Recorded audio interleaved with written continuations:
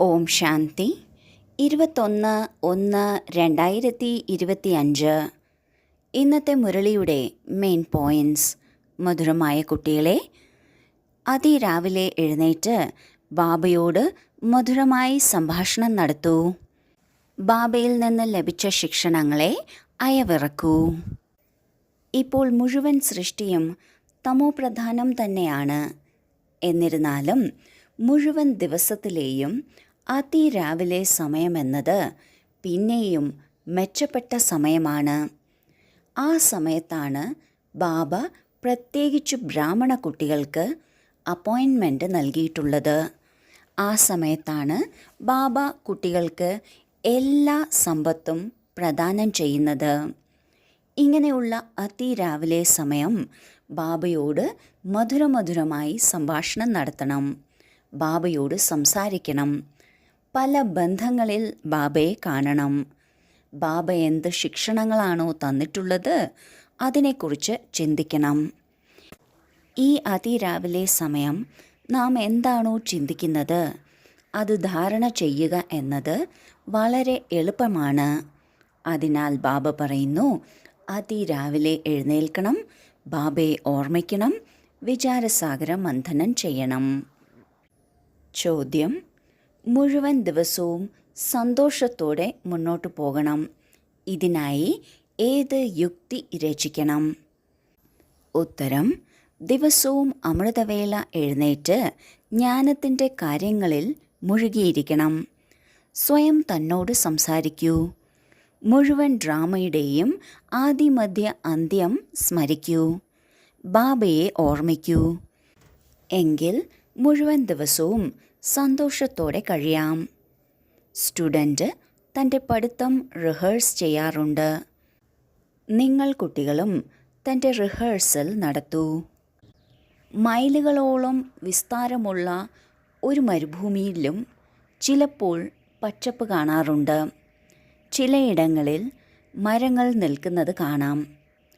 ചുറ്റും കൊടും ചൂടായിട്ടും ആ മരങ്ങൾക്ക് എങ്ങനെയാണ് നിൽക്കാൻ സാധിക്കുന്നത്? അതിനുള്ള എനർജി അല്ലെങ്കിൽ വെള്ളം എവിടെ നിന്നാണ് കിട്ടുന്നത്? അത് തീർച്ചയായും അന്തരീക്ഷത്തു നിന്ന് കിട്ടുന്നതല്ല, ആ വേരിൽ ലഭിക്കുന്നതാണ്. അങ്ങനെ വേരിൽ നിന്ന് ലഭിക്കുന്ന വെള്ളം ആ വൃക്ഷത്തെ നിലനിർത്തുന്നു.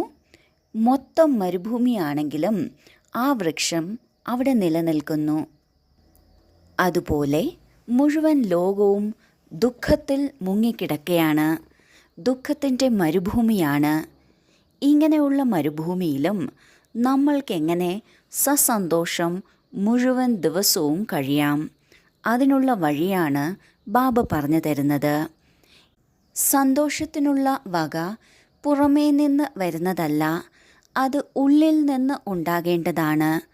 അതിനായുള്ള ഏറ്റവും ഉത്തമമായ സമയമാണ് അതിരാവിലെയുള്ള അമൃതവേള സമയം.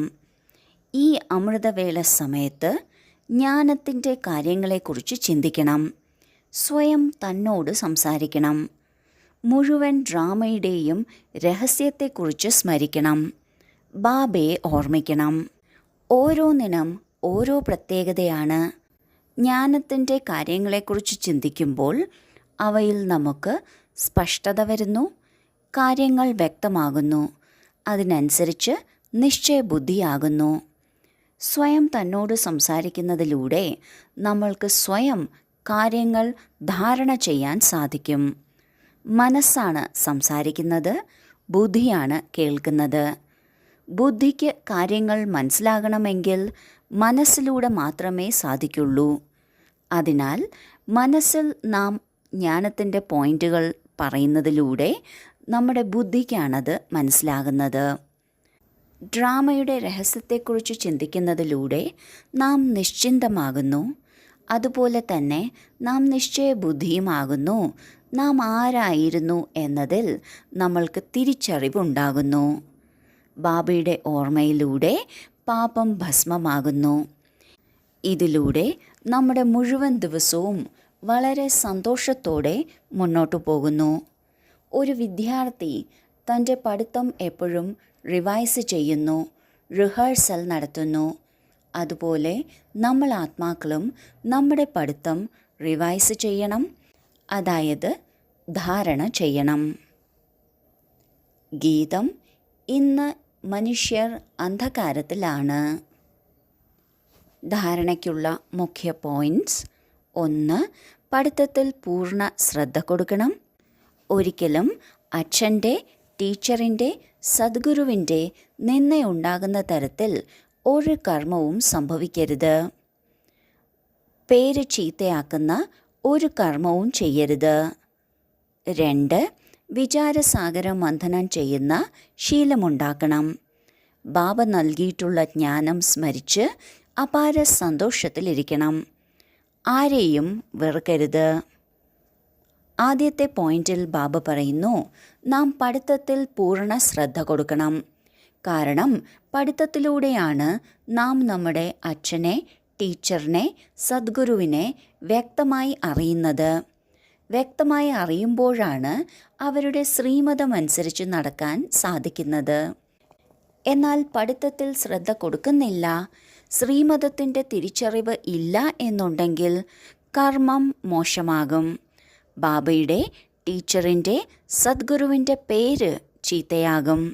ബാബ പറയുന്നു, ഇങ്ങനെ സംഭവിക്കരുത്.